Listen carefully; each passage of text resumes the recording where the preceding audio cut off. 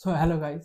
আর এখন আমার সাথে আছে পাদুয়া ইউনিভার্সিটির একজন নতুন এই বছর আসছে এই স্টুডেন্টটা। তো ওর কাছেই জানবো ওর পরিচয়। আমি মোহাম্মদ আবদুল্লাহ নোমান।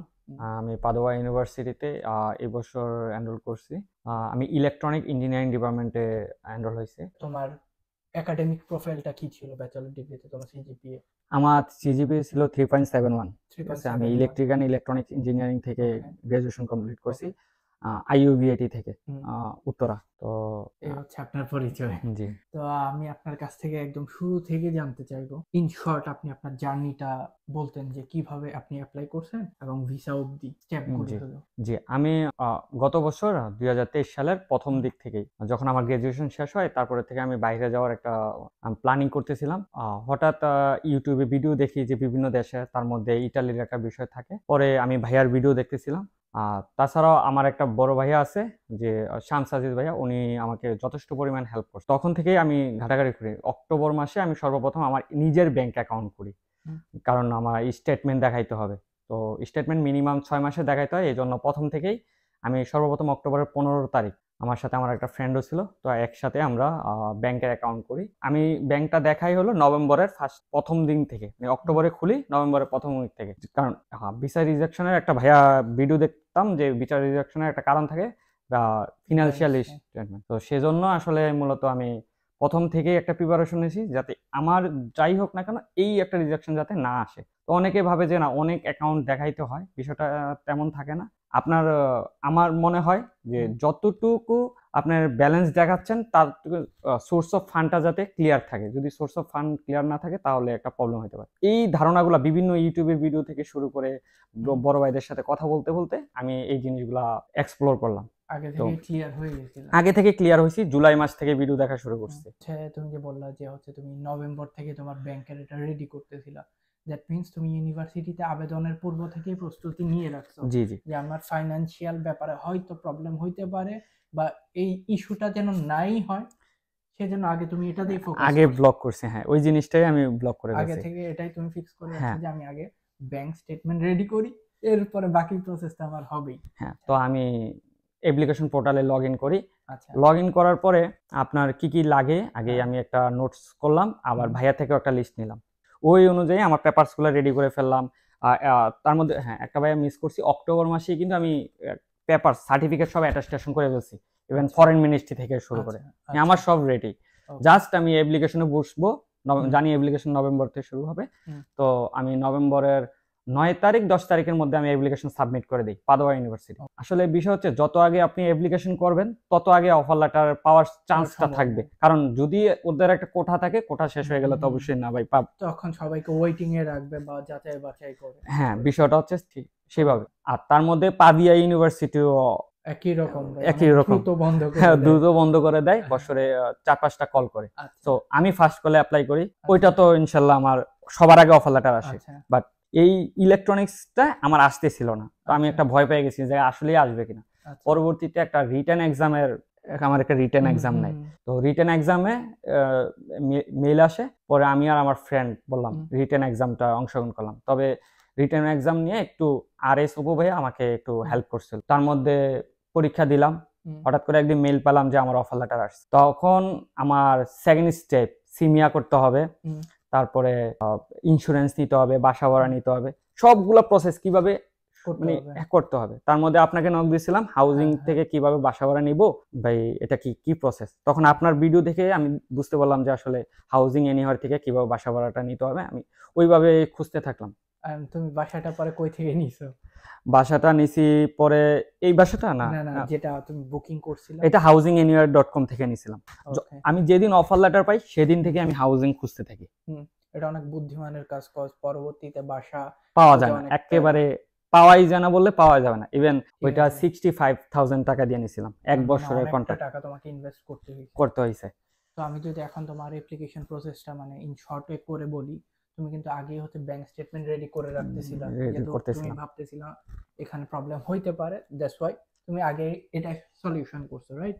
জি এন্ড দেন ফার্স্ট কলেই অ্যাপ্লাই করছো। জি এন্ড ফার্স্ট কলে অ্যাপ্লাই করার কারণটা কি ছিল? যে যে আমি যাতে প্রথম যে মানে যতগুলা সিট থাকে, হ্যাঁ আমি যাতে ওদের মধ্যে এনলিস্টেড হইতে পারি বিকজ অফ এটা।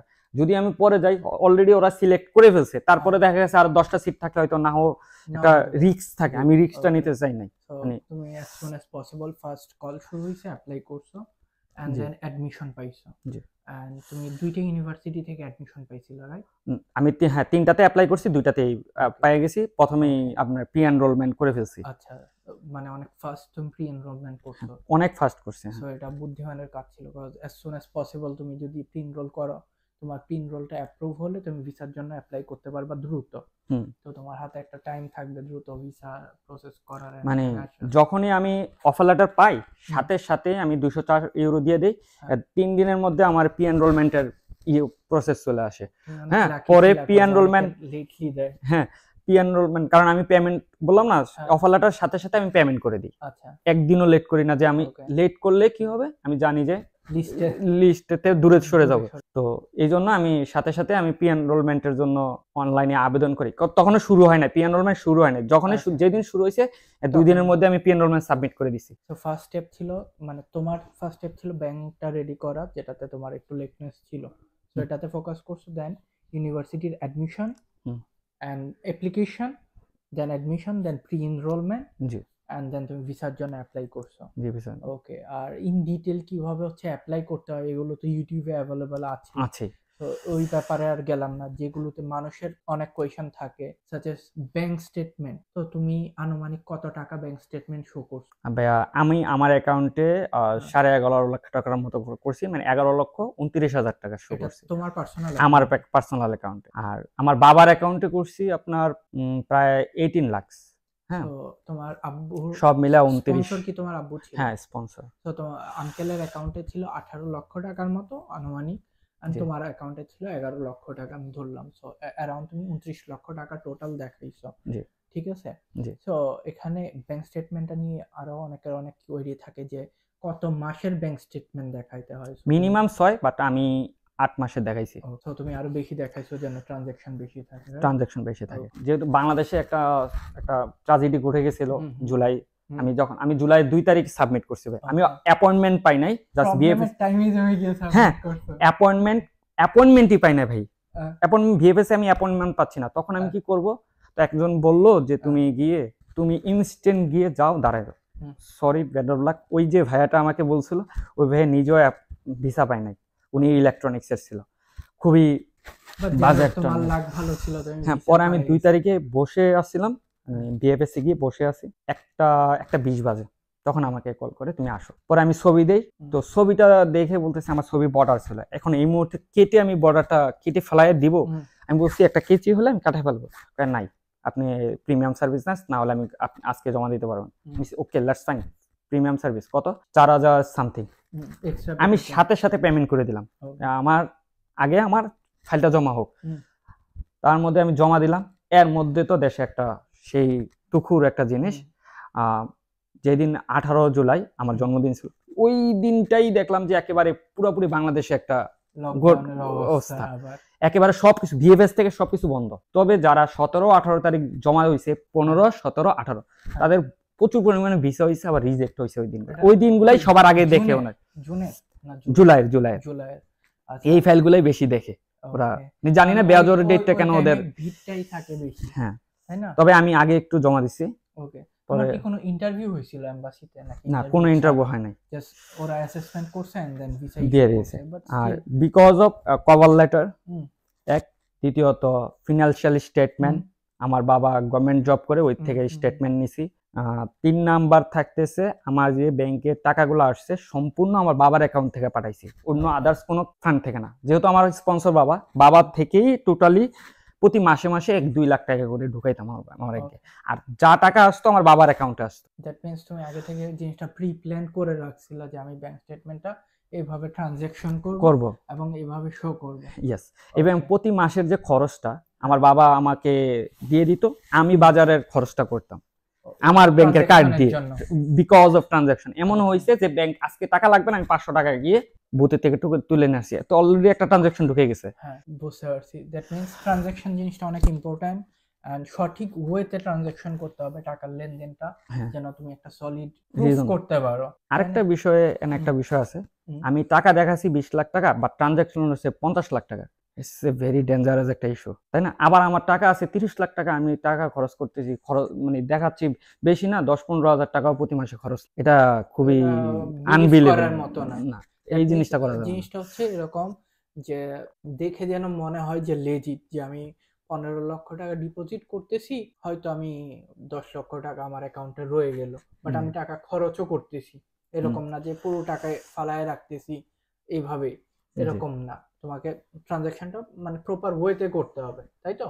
জি বা ধরো কেউ একজন, যেমন আমি একজনের একটা স্টেটমেন্ট দেখলাম, তার ভিসা রিজেক্ট হয়েছে, সে 6 মাসে মাত্র 10টা ট্রানজাকশন করছে, জি ভাই, এর খুবই মধ্যে দুঃখজনক। 100 টাকা 500 টাকা ট্রানজাকশন, আর 3টা ট্রানজাকশন ছিল 6 লক্ষ 6 লক্ষ 4 লক্ষ টাকা।